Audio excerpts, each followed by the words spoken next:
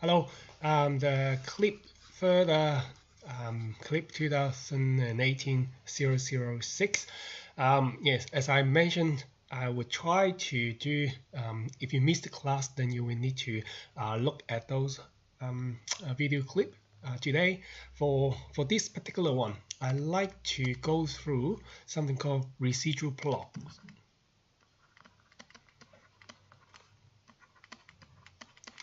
What is residual? Residual is, if we still remember, we have a scatter plot.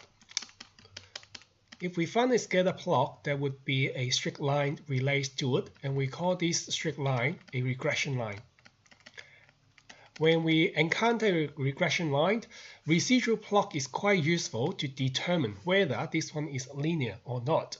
And what residual means? Residual is a difference between the actual values. So let's say this is our actual values. And this actual dot will always get a little bit away from the predicted regression line. And this difference that we try to find in there is called residuals. Residuals basically is talk about the differences between the actual data and the predicted one. So since some of them is above the graph and some of them is below the graph, if you find those dot is actually above the graph, you will see this is what we call the positive residual values. And if you find the actual dot that below the graph, then that gap here would appear to be a negative values. And since we have all these positive negative values, a collection of all these negative and positive values would give us another information, and those information gathered together would be called residual plot.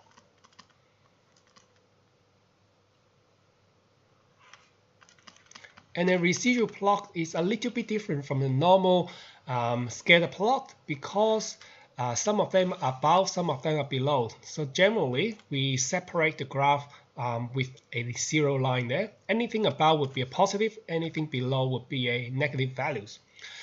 If you have find a good linear relationship, you will find that the dot would be probably some of them is above, some of them would be below the graph. And eventually, if you have all this above and below graph, you will find what we call a scatter, so a randomly distributed graph. As a randomly distributed graph, we basically very happy with this result, since a random distributed graph highlighting a linear relationship between them. Right? So basically, when we try to look at what happens if we have a residual plot, this is not quite linear, what quite good. And if it's not good, what do we generally see? It's more like a patterns. So seems like if you find this is a straight line, there's no longer a straight line when you try to find the scatter plot. If you see a scatter plot sort of like this, and what is the line that we can project here is somewhere along there, because like some of them is getting below there, some of them is getting above, some of them and then getting below. And this one, if you try to look at the residual plot of this particular patterns, most of the time when you find, I would try to highlight this with blue first. Most of the time, to begin of the residual plot, you have those actual point would be always below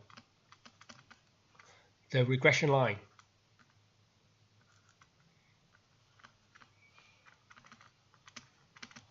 So the residual plot is always below. Okay, then you encounter end of some other point that is actually above it. When it's above, then we find that the residual point would be always positive. Then you will find out the last bit of the graph would be below. Again, When it's below again, they'll come down there. And the patterns of that residual plot would be getting straight up and then come back down. You will find a curve instead of what we have before, a scatter plot. And that scatter plot, and that's a randomly distributed scatter plot, indicate linear relations, and the other one indicate non-linear relations.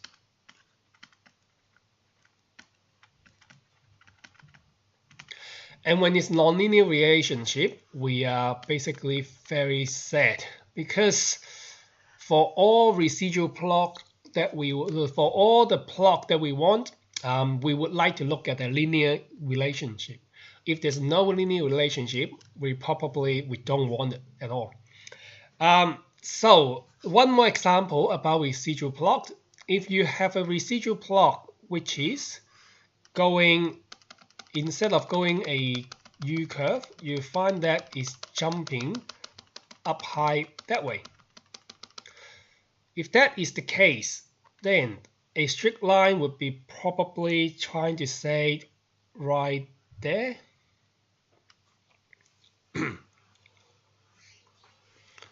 Right? If that is the case, you find that straight line you look at that particular plot here is basically a positive values, and those residual for the second version right here, when it move across, when it start moving across zero, moving slowly across the horizontal line, then the red part there would be below zero. Then you will find the last part over there would be above zero. Again, the residual plot would look like this. So we have a positive values above, then negative values there, and generally positive come out at the end. Instead of doing the kind of a set there, you have another curve. And even though this is a kind of another curve, it also indicates that it's not a linear relationship. When it's a non-linear relationship, we also have a set face. We don't really like this at all. And it comes down to the purpose of the residual plot. What do you use it for? The residual plot, this one use basically the 2 points can summarize the usage of it. The first one is to determine the linear relationship between two variables.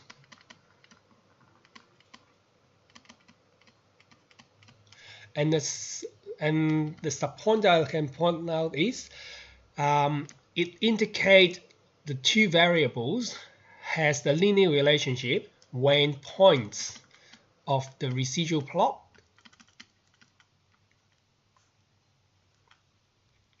scatter randomly or distribute evenly among the graph.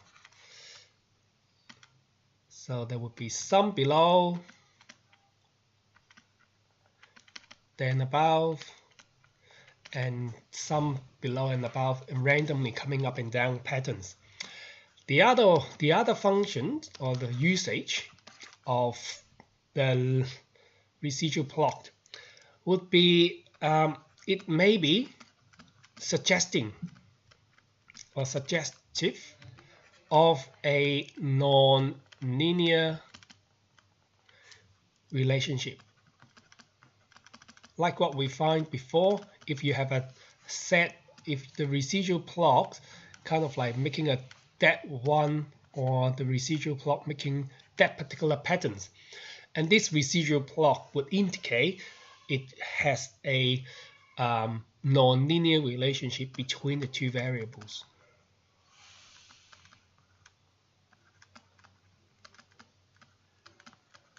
Right, so hopefully you've got a bit better ideas of what residual plot is, and you may want to look at question 10 in that sections.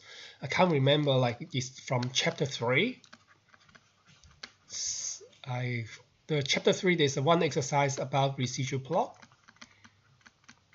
So if you have time, please have a look at question 10. And this question 10 will help you understand what do we do with the residual plot. Another class, so let's try to do a bit more on the bit difficult. I'll say this is the most difficult part of the course now after residual plot. And this is what we call a transformation. And transformations is something like we don't really need to do a lot in the course. But I like to just give it a go.